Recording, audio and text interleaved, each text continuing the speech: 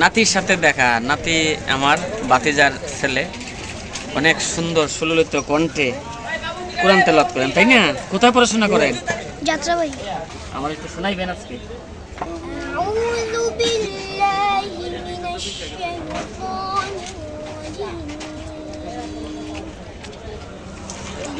বিসমিল্লাহির রাহমানির রাহিম। লা ইবাদাকা মিনহুমুল মুখলাসিন। ক্বালা ফাল হাক্কু ওয়াল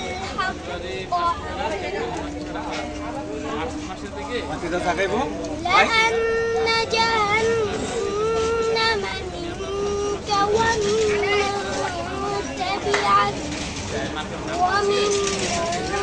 تبعك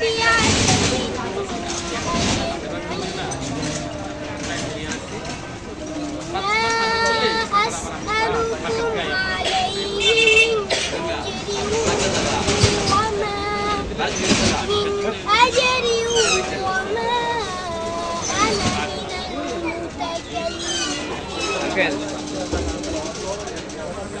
পাঁচটা চা দিয়ে না?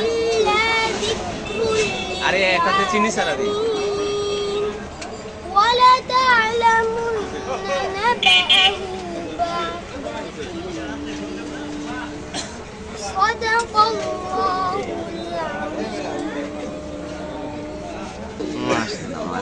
তুমি এটা কেক খাইবা, এটা তোমার হাদিয়া। মাশাআল্লাহ, মনটা ভরে গেছে সত্যি। আমার নাতি বলে না, যে আমার অনেক প্রিয়, আমার যে ভাতিজা মনি, তার ছেলে।